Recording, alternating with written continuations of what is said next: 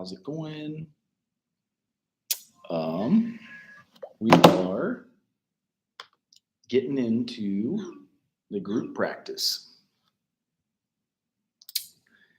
And I know a few of you are asking about groups if they're okay. So like the ones you're observing, obviously, for your homework, observing a mental health group. And with COVID restrictions, I've put in observing Alcoholics Anonymous. So you can go in person. Some folks found the whole list. All you have to do is search online AA meetings in your area. Make sure it is an open meeting of Al-Anon or Alcoholics Anonymous. And what Al-Anon is, or an open meeting would be, they are open to the general public. So just making sure that you've got your meeting open to the general public. And with that, you can observe in person or observe online. And that's kind of the deal with some of those going on.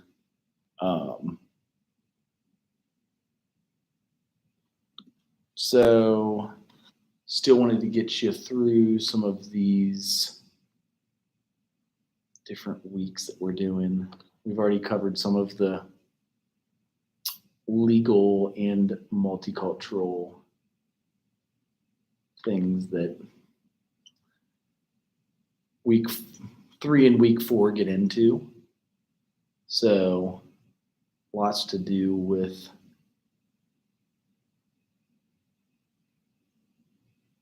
those, and some of the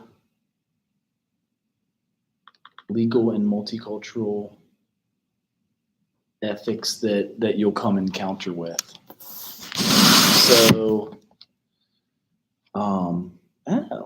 interesting that it's also online. I'm kind of impressed.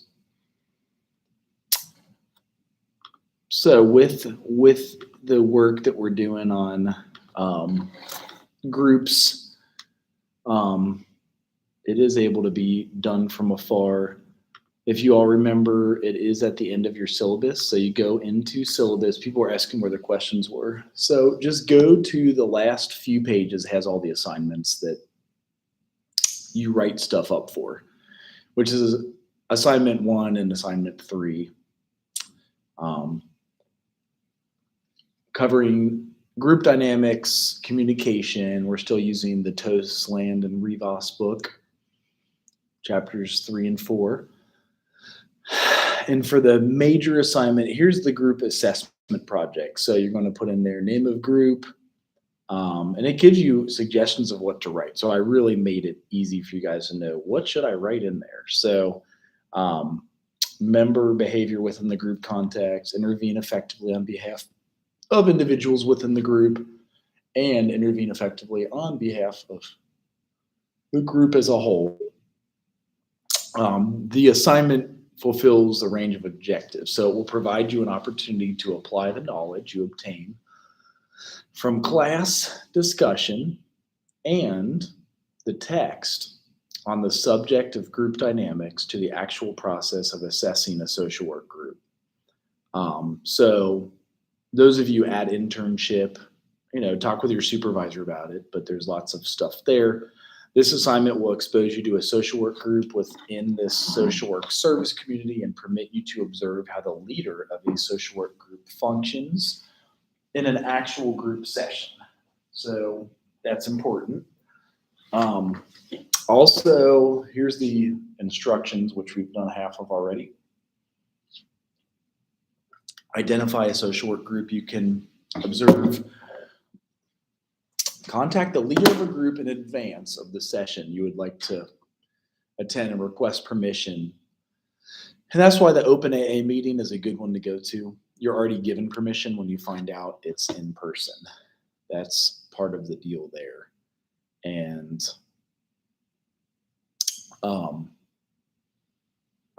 attend the single session of the group. So most groups, an hour to an hour and a half. And attended and complete the group assessment form. So this is the group assessment form. Prepare a report that includes the following group assessment form. Present your info, organize this info in the following sequence. Introduction, indicate what you're going to talk about, 2 or 3 points, body talk, conclusion. So just make sure to answer all of the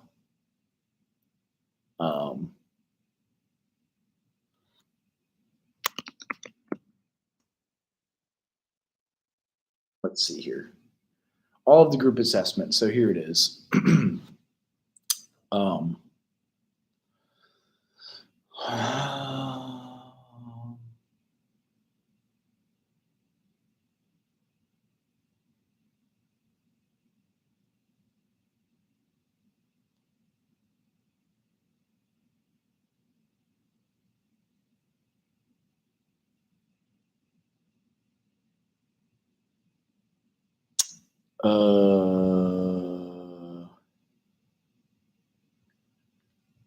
So in AA, covering name of the group, they'll have it listed for you already. Primary purpose of the group. A lot of these you can pre-answer, but obviously, get the details from the group you attend. A few years ago before COVID, we all went together as a class. So we could find a noon meeting. If you guys need to do that Monday or Wednesday, we certainly can find a noon meeting to go to. Setting, so agency or building, appearance of the setting, room size, appearance, and you can see, I'll try to get you a better shot of what you're filling out. So it's the last few pages of the syllabus, 9, 10, 11, 12 on the syllabus out of 15. Do you believe the setting contributed to or detracted from the primary purpose of the group? Composition, so this is where you put approximate number, gender distribution, race, notable similarities and differences among members in terms of socioeconomic class, education level, type of problem, etc. What effect did the composition have on the group? Why? Communication patterns observed. Provide a descriptive information supporting your claim. Did you see any changes of patterns during the course of the group? What changes? What effect did the communication patterns you observed have on the group? Then the group attraction. Did members want to be in the group? In A, you could also put if they were court ordered or not. Sometimes you see a lot of institution meetings where they're court ordered. Was attraction high or low? And then when you guys fill it out, provide a descriptive evidence that supports the claim. Did you feel positive about the group during the session you attended? What did you believe contributed to the attraction of the group? Level of group cohesion. How strongly identified with the group were the members? Was attraction high or low? Provide descriptive evidence supporting your claim. Observed normative behaviors, the normative ideas in their style of leadership. Provide descriptive evidence supporting your claim. Content relevancy, degree of structure versus process observed. So when you guys write this up, provide descriptive evidence supporting your claim. Task maintenance of the group.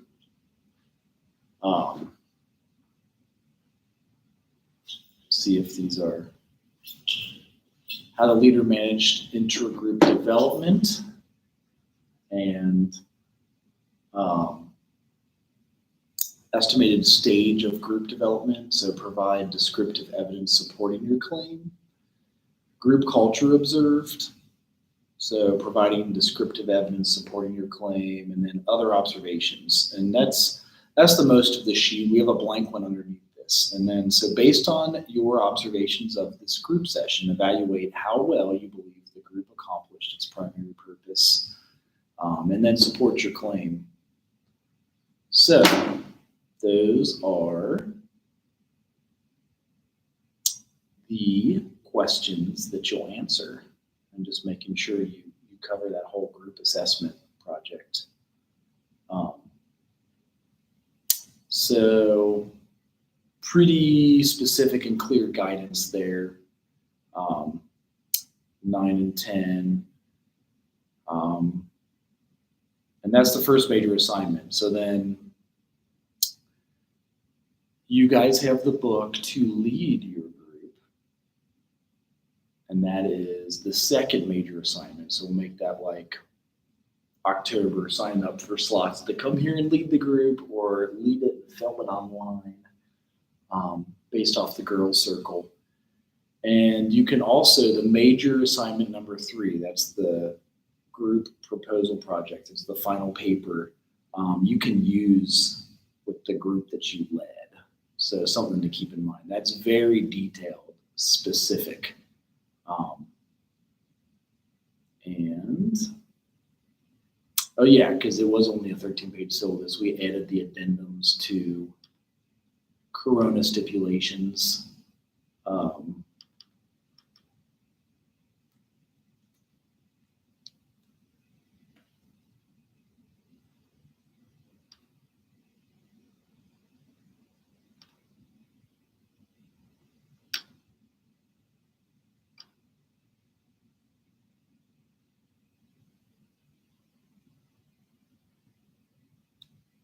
So next week we'll get more into the forming a group and what the process is, because it takes several steps. Some of them are completed at the same time. None would be skipped if the group is going from to form properly and thrive. Groups that attempt to form without strong rationale are likely to be unproductive and potentially harmful for members. So you can see the breakdown of forming the group. Here is some of the legal, ethical, and multicultural components of forming the group that we were going over the other day. I'm actually going to zoom in so you can kind of read it. So we already covered the legal stuff, and then ethics, which I know you get in the intro to social work class.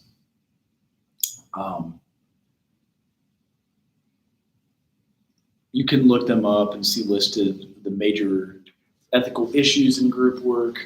I encourage you guys to review these in your text because they're important as you're doing groups and being a social worker. That's how you pass the licensure test. Confidentiality notice and pre-group screening, because sometimes you'll have someone that's not appropriate to group. They might not be ready for a trauma group, for example. And then also need to explain the reality that leaders cannot guarantee confidentiality. Also must be explicit about the limits on confidentiality when it comes to issues like harm to self or others. Your own personal values should be considered. So it says here, leaders' values are another complex ethical issue and require self-awareness and a willingness to explore one's own assumptions and biases. It's common for group leaders to encounter clients who hold different values from their own, and that's okay. You just need to keep that in mind if like you have totally different values than your group members. Even if it's, say they are court-ordered to Alcoholics Anonymous and don't want to stay sober, and you're there wanting to stay sober, or you're their counselor wanting them to stay sober. Understanding how hard it is to be sober and to not drink, not smoke or drink and pass the drug test so that they get off probation and maybe move to a state where it is legal to smoke or drink or whatever. So shifting gears, talking about the legal issues, the law refers to a body of agreed upon rules that set forth basic principles for living together as a group. Entertain these ideas of sports. You think for a moment about the issue of steroid use in Major League Baseball. So most people agree that steroids reflects poor sportsmanship and the rules of baseball have started to catch up with this behavior, with fines and penalties for the athletes found abusing the substance. By their nature, ethical codes and laws tend to be creative, emerging from what's occurred rather than anticipating those events. So there's some national standards that identify and deter this behavior. And you can look it up with leaders in the community, professional sports boards, and Department of Education, those involved with the state of national divisions of professional associations, attorneys, and the Attorney General's office. So think about, even if it's legal to use a steroid, it might be illegal or unethical within like sports, because it gives you that uncommon advantage over people that are, running faster, hitting harder, getting bigger muscles, essentially. So ethics suggests standards of conduct based on a set of professional values, and they're built on those 4 values we mentioned before: autonomy, beneficence, and ethics of law, and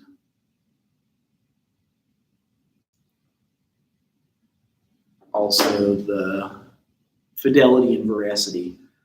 Now, turning over towards law. So the law is a body of rules recognized by state or community as binding on its members. And we have seen that there's overlap between ethics and law. Group workers must be familiar with both in order to make the kinds of decisions necessary. Group workers need to know the state law and the ethics around. So please check out the resources that you can look them up on. CSWE has our code of ethics, and also the state of Ohio has some of the different things. So diversity frames our discussion of multicultural issues in group and is a broad term that defines race, ethnicity, language, culture, gender, and socioeconomic status. Exploring these aims to acknowledge and appreciate the differences and take them into account. So I did have one PowerPoint to get into on also the difference in what's ethical and then also what's legal. It's about stalking the stalker. So with some folks that are initially engaged in those strange behaviors, it might not necessarily be considered illegal. They're different state by state, and it depends on what the state says about the stalking presentation. So here's a quote from a stalking victim. I wake up every morning wondering if this is the day I will die at the hands of my stalker. I spend the day looking over my shoulder for him. I jump every time the phone rings. I can't sleep at night from worrying. When I do sleep, I have nightmares of him. I can't escape for a minute. Never have a moment of peace, either awake or asleep. So you can see why they have started making laws about these behaviors that at first might not have been considered illegal. It certainly is unethical as you're causing harm. So the beneficence and malfeasance, you are causing harm. So some stats and studies that show stalking challenges, the Women's Survey in 2000, Femicide Study in 1999 was called McFarland et al. And that even looks at some of the serial killers' behaviors. So the studies, what they tell us, there's a big connection between domestic violence and stalking. Also the connection between stalking and sexual assault, especially clear in the campus study. So if you look up that about stalking, it's also a huge risk factor for homicide, and then stalking affects millions of people. And that's why they started making what was unethical behavior follow the law too. So that's where ethics and law intercept when we look at that part of the PowerPoint. So here's the definition of stalking: any person who engages in a course of conduct directed at a specific person which places that person or their family in reasonable fear for their safety commits the crime of stalking. Stalking is a course of conduct. The behavior has to be viewed with the context of course conduct. So looking into that, and again, where ethics and law intercept,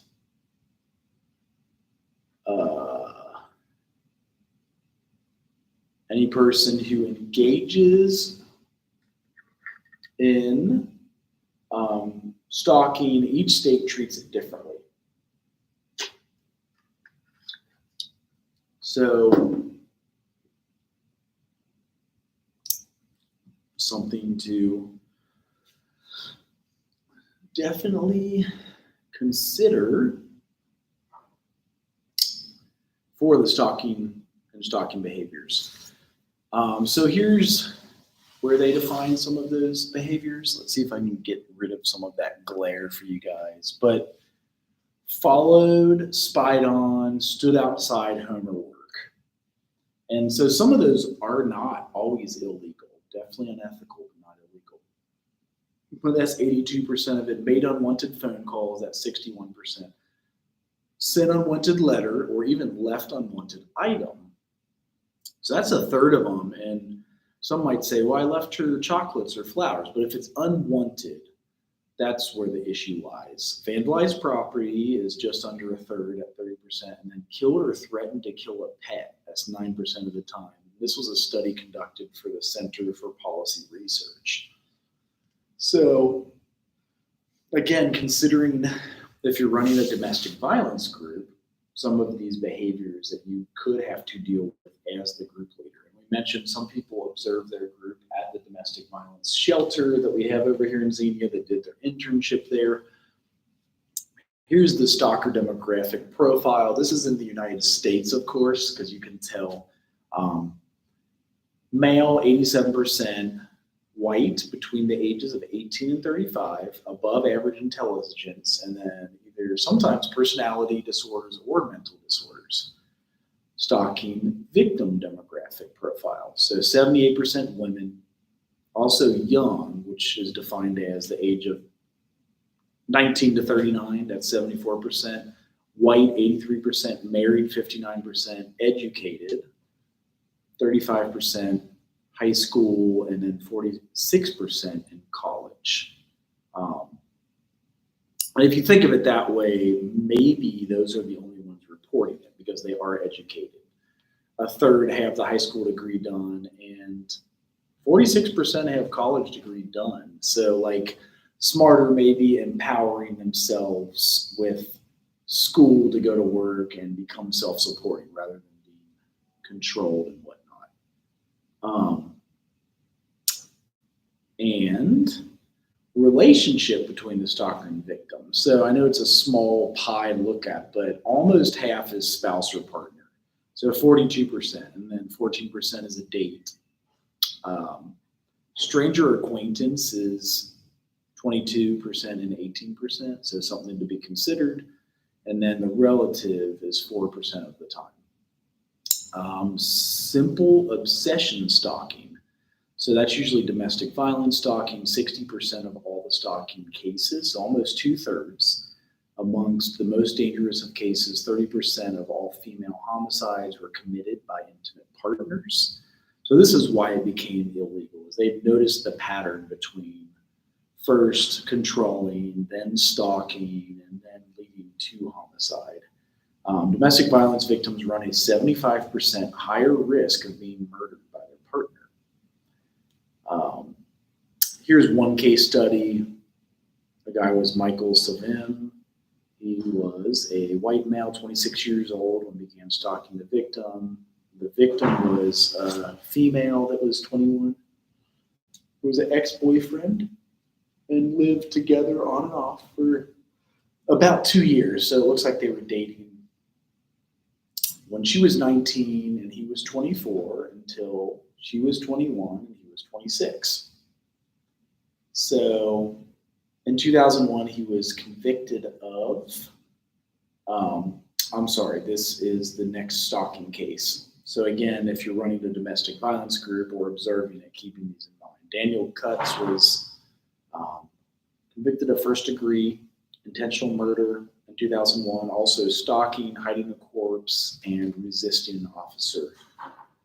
It was a multi-jurisdictional case because obviously if they were in one part of the country and then moved, Columbia County, Madison, and Dane County Sheriff. So the Wisconsin statute is what they were convicted of.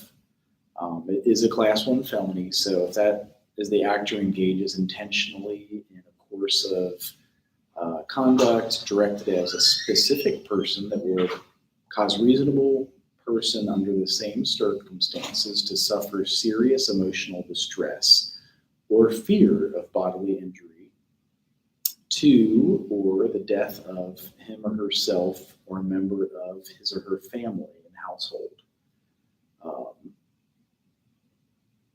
So the stalking law was that the actor knows or should know that at least one of the acts constitutes the course of conduct will cause the person to suffer serious emotional distress or place that person at reasonable fear of bodily injury.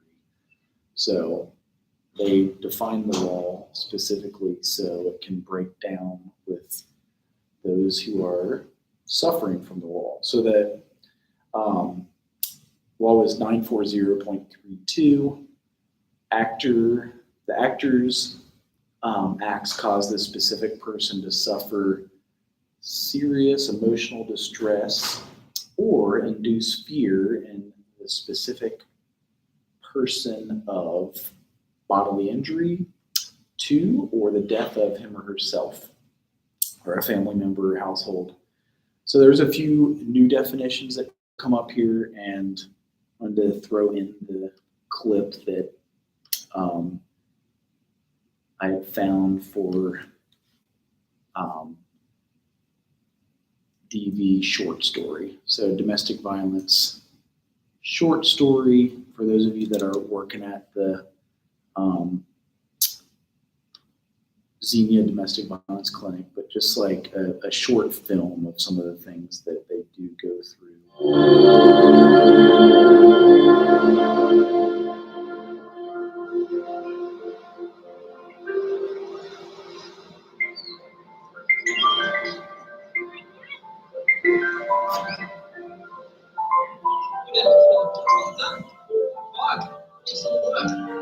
Here we go, mate. Look at the show. Thank you very much. Yeah, nice ride, mate. Hey, mate. Yeah, well done today, Jimmy and his iron. It's fantastic. Good stuff, mate. Everyone on the team loves Dad. He's a good coach. Absolutely. Yes, mate. Well done. We'll see you on the weekend. Excellent work. Dad and Mum both work. They don't usually finish at the same time, but some days they do. I like it when they do. Right, stop. Is there money in the budget? There is, but should we be spending on this? Well, sure. It creates consistency across the organisation, right? Yeah, good point. Hi again. Hi, Sammy. Hey, Bruce. Hi, Jimmy. I heard you had a good hit out there today. Yeah, you had your iron today, didn't you, Jimmy? Let's see if you can hit another 6 on Saturday, yeah? That'll be great. Have a good night, gents. Yeah, you too. Hi, Jimmy. When I grow up, I want to be like Dad.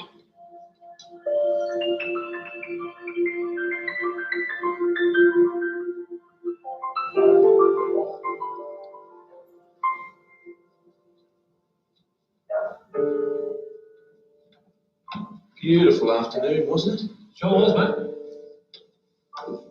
Have a good one, Ray. Say hi to Jenny for me. Something good's cooking in there. My friends love my mom. She makes them triple cheese toasties, and she set up a superhero party for my birthday. It was awesome.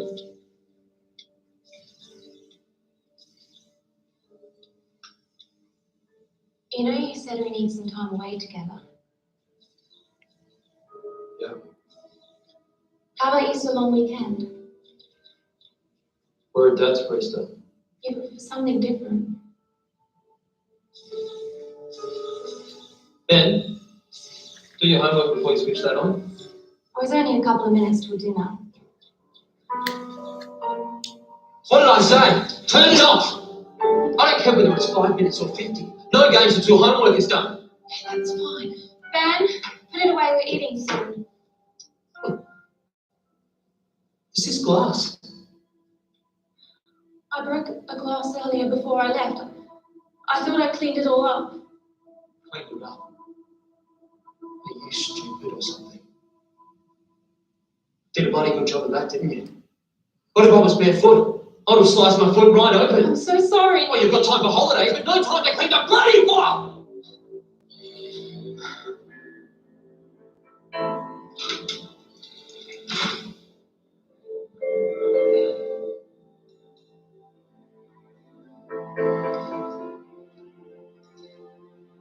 Dad says boys don't cry.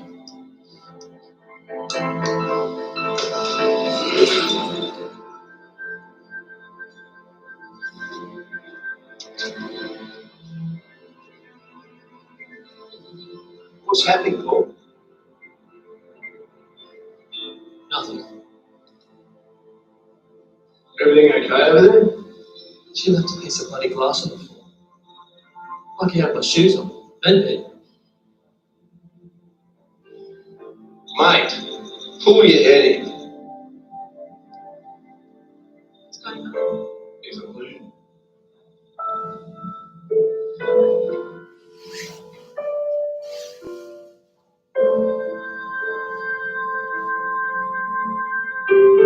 Sometimes Mom cries.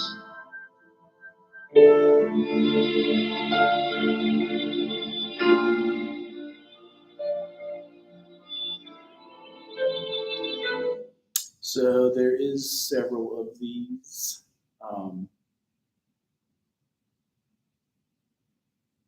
And I do encourage you guys to watch one of them.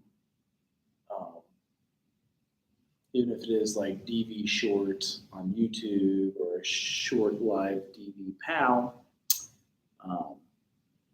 there is quite a few. So,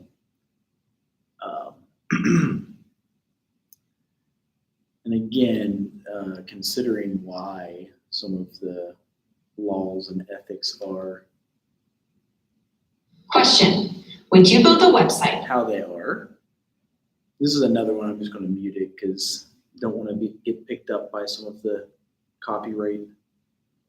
Because a lot of them are inspired by true events. So just like these case studies that we're looking at and how they did, social workers were big on moving domestic violence into law with the help of social workers and also the police force, really. So, and also the new, like with smartphones, they've had to add things into the law and consider ethics, what's ethical, what's unethical with the course of conduct. So photographing, videotaping, audio taping, or through any other electronic means, monitoring or recording the activities of the victim, regardless of where the act occurs.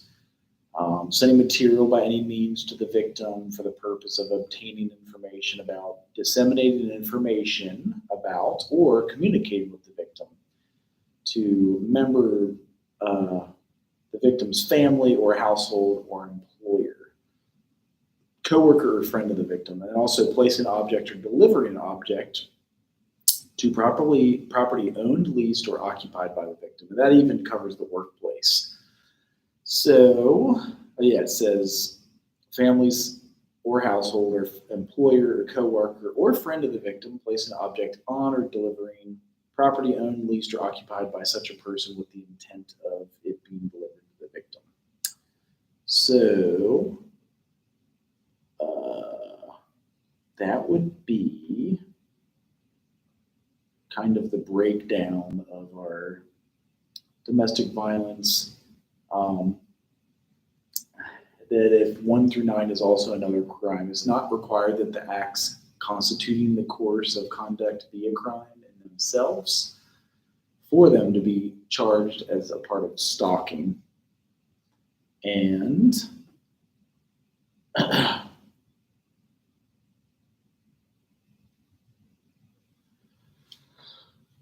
if the acts such as battery, false imprisonment, reckless endangering safety, violation of restraining order, or bail jumping are some of the acts constituting the course of conduct should be charged as additional crimes. They all have different elements. So as you see, there's lots of laws that were put in after some of this unethical behavior was connected to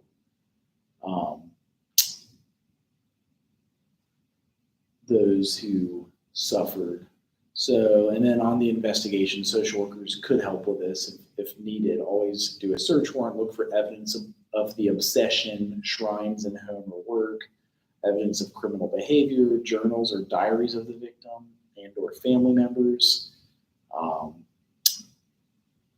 Visit each crime scene, photograph, measure, video, and diagram, and then present that evidence. So a lot of times as social workers, we do get called into the court of law. So it's important to make sure you document properly, and why there are so many papers in social work, because we do cover a lot of this.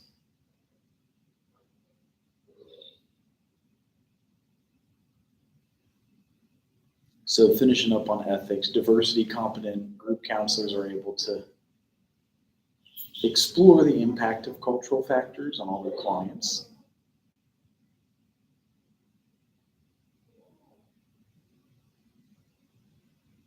They are diversity competent. And so making sure you get that multicultural training and cover what it does in the book about a multicultural group. So they finish up with substance abuse on culture. So I wanted to leave that for next week and let you guys look up the other domestic violence film, just so you're informed on that too. You know, see that it's occasionally hard to spot, you know, just like the different things that they do. And to go from there. So I'm going to finish with that for if you guys had any questions. We've got week 4 and 5 that we're covering now, but just making sure that you understand the forming before storming and norming. Because there is the next group stages, storming and norming after forming it. So, because you'll be leading your own groups, that's why forming will be important for that. So that's all we have for this week, and I will see you all on Wednesday because we have a holiday. So see you later.